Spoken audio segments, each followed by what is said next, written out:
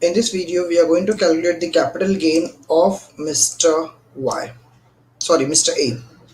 Now, what is given in this question? Mr. A purchased 1000 square meter of land. So, land is a capital asset at rupees 100 per square meter in 1970.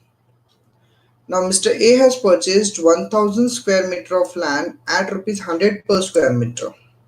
So, the cost of land will be 1000 into 100. It will be rupees 1 lakh. Now, when did he purchase? He purchased in the year 1970. Okay, so you will have to remember the formula for index cost of acquisition if you buy an asset before 1981. There are different formula for different situations.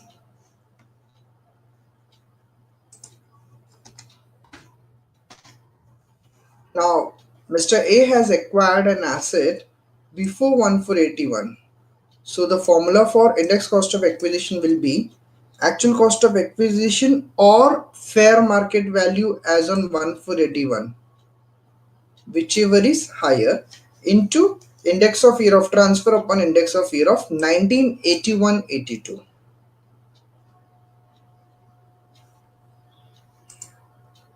And the formula for index cost of improvement will be actual cost of improvement, and which cost of improvement? The cost of improvement incurred only after 1481 will be considered here, into index of year of transfer upon index of year of improvement. So we have understood that land is a capital asset, right? And we have understood that which formula we are going to apply if we want to calculate index cost of acquisition, right? Now let's see when this asset is sold. Sold the same at rupees 1800 per square meter. So 1000 square meter sold for rupees 1800 per square meter. So 1000 into 1800 will give you selling price, sales consideration, or you can say full value of consideration. What is important for us is the date of sale. So it has been sold, this particular land is sold in December 2016, which is our previous year, 2016-17. Purchased in 1970 and sold in 2016. So the holding period of this land is more than 36 months. As the holding period of this asset is more than 36 months, this particular asset, that is land, will become long-term capital asset. And if Mr. A is selling his long-term capital asset and generate profit, it will be termed as a long-term capital gain. So you should remember the format of long-term capital gain. This is the format of long-term capital gain, wherein first you will have to take full value of consideration, less expenses on transfer, less index cost of acquisition, less index cost of improvement. So finally you will get long-term capital gain. Right? So what is next given in this question? The fair market value of the said plot of land as on 1st April 1981 was rupees 150 per square meter. Now, why this fair market value is given?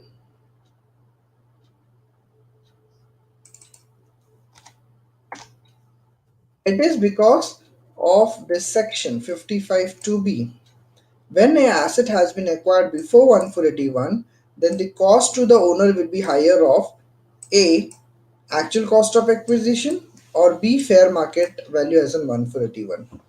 So if you buy any asset before 1481, you will have to compare your actual cost with the fair market value, and you will have to take the higher of these two.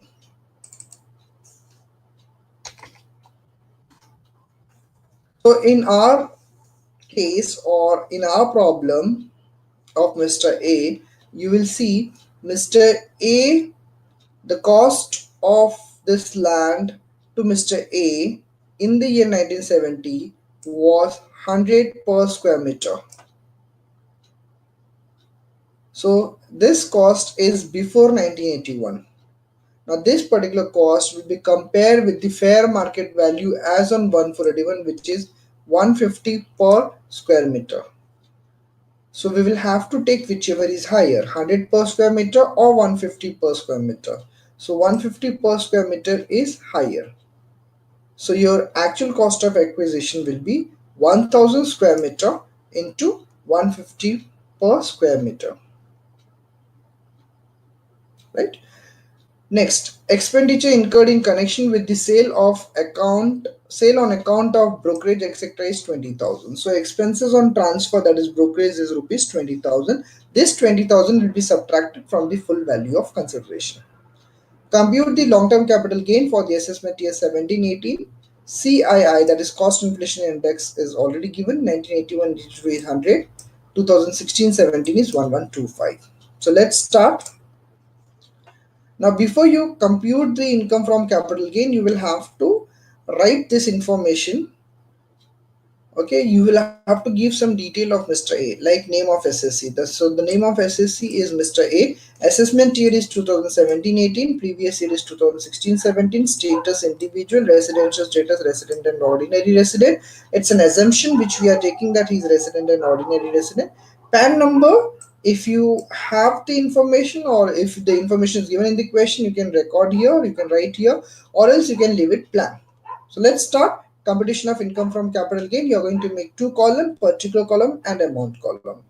You'll have to give the heading, which asset you are selling. So we are selling land. We are writing here land. And this particular asset is long-term capital asset. So we are mentioning that also, that land is a long-term capital asset. You'll have to start with full value of consideration. So full value of consideration is nothing but the selling price.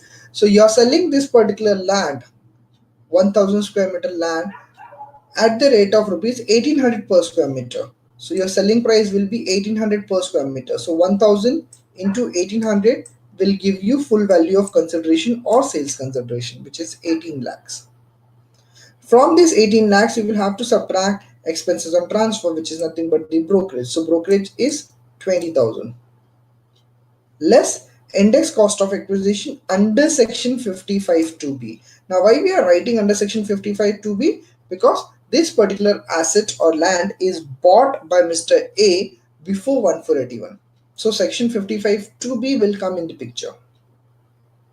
And as per section 55(2)(b), the formula for index cost of acquisition will be actual cost of acquisition or fair market value 1481, whichever is high, into index of year of transfer upon index of year of 8182. Now why we are taking index of year of 8182? Because he bought this land in 1970, right? 1970 we don't have cost inflation index, so we will have to take the base year, and the base year is 1981-82.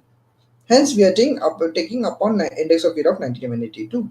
So if we put the value, actual cost of acquisition will be 1000 into 150. So instead of taking 100 per square meter, which is the actual cost, we are taking 150 per square meter, which is the fair market value, because 150 is the higher.